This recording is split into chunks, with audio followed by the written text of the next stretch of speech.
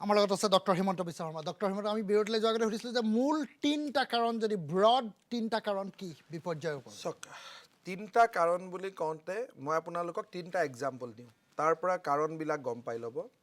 যে প্ৰথম কথা, যেতিয়া আমি ৭৮টা ছিট জিকিলোঁ, আমাৰ এটা সাংঘাতিক এৰোগেঞ্চ হ'ল। মাইট বি ডেট, মোকে ধৰি, মই মোক বাদ দি কোৱা নাই, আমাৰ ইমান এৰোগেঞ্চ হৈ গ'ল যে আমি যেন মানুহৰ লগত সম্পৰ্কটো এৰি দিলোঁ। আমি ধৰি ল'লোঁ যে মানুহেতো আমাক ভোট দিবই লাগিব। They have no' alternative, there is no' AGP, there is no' BJP। মানুহে কাক ভোট দিব? আমাক ভোট দিবই লাগিব। গতিকে আমাৰ সাংঘাতিক এটা এৰোগেঞ্চ হৈ গ'ল, গৌৰৱী হৈ গ'লোঁ। বাট that's include me.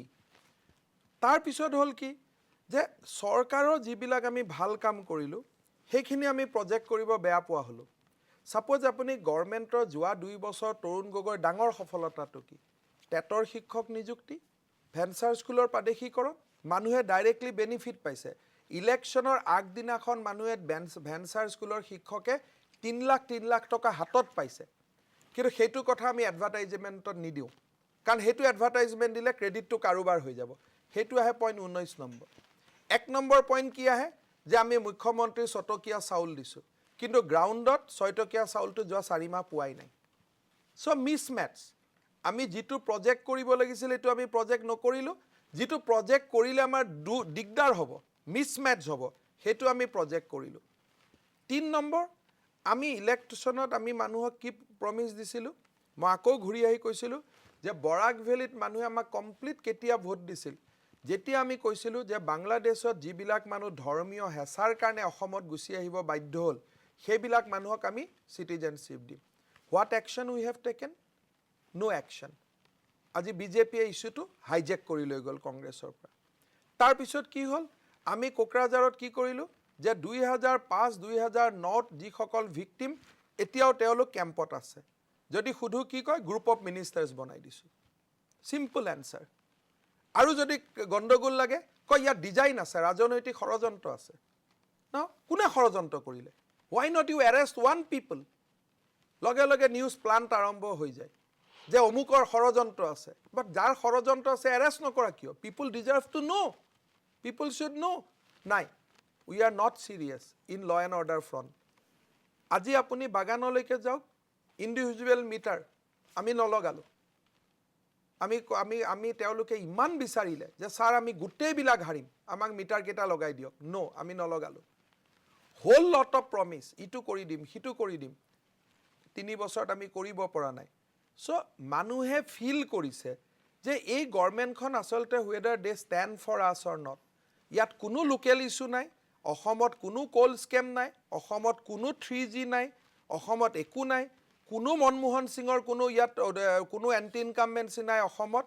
It was all because of আছ উই হেভ লষ্ট। এতিয়া আপুনি কেইবাটাও গুৰুত্বপূৰ্ণ কথা কৈ গৈছে। তাৰ ভিতৰত মই এইটো বুজিব পাৰোঁ নেকি যে হোম মিনিষ্টাৰ হিচাপে, গৃহমন্ত্ৰী হিচাপে মুখ্যমন্ত্ৰী ব্যৰ্থ হৈছে? চাওক, আপোনালোকক মই যিমান ক'ব লাগে কেণ্ডিডলি কৈ আছোঁ। কথাটো হ'ল যে ডিপাৰ্টমেণ্টটো ব্যৰ্থ নহয়, আমাক যি ধৰণে বুজোৱা হয়। ছাপ'জ আপোনালোকে জানে যে অখিল গগৈৰ লগত মোৰ I have lot of difference with him. ঠিক আছে, ডিফাৰেঞ্চ আছে। মোক তেওঁ বহুত প্ৰেছ কনফাৰেঞ্চত আক্ৰমণ কৰে, ময়ো তেওঁক উত্তৰ দিওঁ। But in democracy you have to live with difference.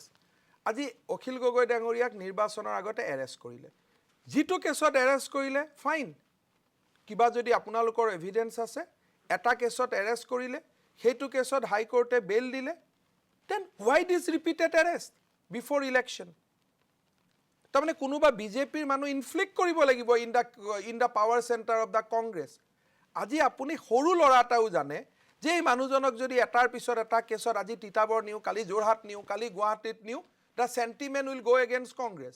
প্ৰথম কেছটোত ঠিক আছে, if he has committed some crime, you have detain him, হাইকোৰ্টে বেইল দিলে, you agri.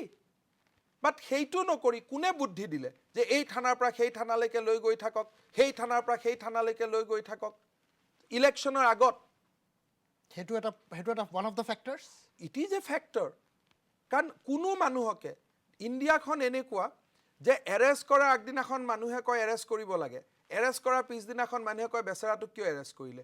Because Indian people চাইকি very নৰম, মানুহবিলাক খুব অন্তৰৰ পৰা বহুত সৰল মানুহ। গতিকে ইন দিছ ৱৰ্ল্ড যদি head I been with Tarun Gogoi at that point of time মই ক'লো যে ন' ছাৰ তেওঁক মই আটাইতকৈ বেয়া পাওঁ মোৰ লগত তেওঁৰ আটাইতকৈ ৰাজনৈতিক শত্ৰুতা আছে কিন্তু this is not the time আপুনি এইটো কৰিব নোৱাৰে বাট কণ্ট্ৰেৰী এডভাইচ ৱাজ গিভেন এই প্ৰসংগটোলৈ আহিছোঁ যে বস্তুটো যে মুখ্যমন্ত্ৰীৰ হুৱে বাৱে থকা মানুহখিনি দ্য কটাৰী বুলি যাক আমি কওঁ সেইটোৰে প্ৰব্লেম আছে আপুনি কৈছিলে লাষ্ট 10 years যেতিয়ালৈকে মই তৰুণ গগৈ ডাঙৰীয়াক জানিছিলোঁ তৰুণ গগৈ ডাঙৰীয়াই মোক কয় ই ৰং এডভাইচ দিয়ে ইয়াক অমুক কৰিব লাগে যিবিলাক মানুহক তেওঁ 10 বছৰ ডিছকাৰ্ড কৰিছিলে সেই মানুহবিলাক ছাডেনলি ওৱান আফটাৰ তেওঁৰ চাৰিওফালে আহি গ'ল সেই মানুহখিনি গ্ৰাউণ্ডৰ পৰা ডিলিং তেওঁলোকে ৰাজনৈতিক পৰিপক্কতা তেওঁলোকৰ নাই তৰুণ গগৈ ডাঙৰীয়াক এটাৰ পিছত এটাকৈ মিছলিড কৰি গৈ আছে আজিও তেওঁক মিছলিড কৰি আছে যে চেলেঞ্জ 45 MLA আজিও তেওঁক মিছলিড কৰি আছে যে ছাৰ আপোনাৰ লগত অমুক আছে আপোনাৰ লগত তমুক আছে আপোনাক চাই সিহঁতি একো কৰিব নোৱাৰে সিহঁতক ড্ৰপ কৰি দিয়ক আৰে মানুহৰ যেতিয়া পেটত মানুহৰ খাব নাপায় তেতিয়া ড্ৰপ কৰিলে মানুহ ঠাণ্ডা হ'ব নেকি যেতিয়া মানুহৰ সৰ্বস্ব শেষ হৈ গ'ল 1.5 বছৰ পিছত মই প্ৰাক্তন বিধায়ক হ'ব লাগিব তেতিয়া এই ভয় খুৱাই কাম হ'ব নেকি যে আপোনাক ড্ৰপ কৰি দিয়ক এই মানুহবিলাকৰ ৰাজনৈতিক পৰিপক্কতা নাই আজি তৰুণ গগৈ ডাঙৰীয়াক তেওঁলোকে ক'ব লাগিছিল ছাৰ ভেৰি চেনচিটিভ টাইম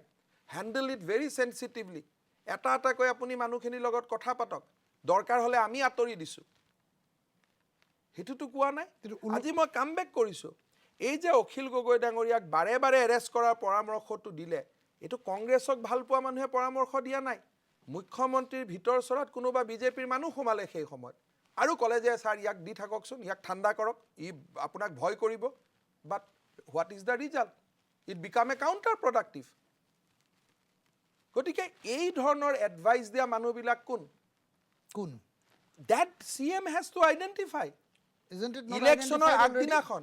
ইলেকশ্যনৰ আগদিনাখনো তেওঁক ঘৰত গৈ 8টা-9টা চিট জিকিব বুলি কোৱা মানুহবিলাক কোন হি knows it আপুনি জানে মই নাম ক'ব খোজা নাই কাৰণ মুখটো বাহিৰত আহি কয় যে আমি এনেকৈ কৈ থৈ আহিলোঁ জানো 3টা-4টা পাম বুলি মন্ত্ৰী সভাৰ মানুহবিলাক আমাৰ পৰিয়ালটোতো এটা সৰু জেগা তাতে এটা কয় মোক এটা কয় এইবিলাকতো আমিতো গোটেই কথাবিলাক মিনিট একেই পৰিয়াল এটা গতিকে ইমান ডাঙৰ কথা নহয় বাট মই এইটো কথা বাৰে বাৰে what I am trying to make a point that we have lost Assam not because of Dr. Manmohan Singh, not because of Rahul Gandhi, not because of Sonia Gandhi, not because of Modi, because he raised local issues. There is a difference. Modi as it Dillit speech this heitu speech thakile Ahomot eku koribo noarileten. But Modi raised local issues here. Modi has asked that tumi kiman electricity poa aru ami kiman pao. মোদীয়ে সুধিলে যে ব্ৰহ্মপুত্ৰত কাষৰ নদীটো কিয় আমি গুৱাহাটীৰ মানুহে পানী পোৱা নাই আজি জাইকাত আজি কিমান 900 কোটি টকা 1500 কোটি টকা জাইকা আমাক লোন দিলে সৰু ফাইল এটা সৰু কিবা এটা কথা PND ডিপাৰ্টমেণ্টত সলিউশন হোৱা নাই কাৰণে আজি গুৱাহাটীৰ মানুহে পানী পোৱা নাই মই নাম কৈছোঁ আসাম ট্ৰিবিউন কাকতৰ এজন ডাঙৰ ৰিপৰ্টাৰ তেওঁ মোক ইলেকশ্যনৰ পিছদিনা ফোন কৰি কৈছে যে মই মোদীৰ কাৰণে কংগ্ৰেছক ভোট নিদিয়াকৈ থকা নাই মই যে ঘৰৰ পানীটো সদায় কিনি থাকিব লাগে সেই কাৰণেহে খঙত মই বিজেপিক ভোট দিছোঁ ইয়েছ গুৱাহাটী আৰ্টিফিচিয়েল ফ্লাড আমি কণ্ট্ৰোল কৰিব নোৱাৰোঁ অলপ চলপ অনিল নগৰত সমস্যা থাকিব এডমিট ডেট মই মিনিষ্টাৰ থাকোঁতে এডমিট কৰিছিলোঁ কিন্তু বাট when 1500 crore was given by JICA কাম চলি আছে সৰু একোটা ইছ্যুৰ কাৰণে আমি আজি গুৱাহাটীৰ মানুহখিনিক পানী দিব পৰা নাই 24 hours গুৱাহাটীৰ মানুহখিনি আজি পানী পালেহেঁতেন যদি সেইটো পানী পালেহেঁতেন মোদী ডাঙৰীয়া ইয়াত আহি ক'ব পাৰিলেহেঁতেন নেকি যে ব্ৰহ্মপুত্ৰৰ ওচৰত আছে গুৱাহাটীৰ মানুহে কিয় পানী পোৱা নাই চ' মোদী ডাঙৰীয়াৰ কাৰণে আমি ইলেকশ্যন হাৰিছোঁ হয় but not because he raise national issue he raise issues against state government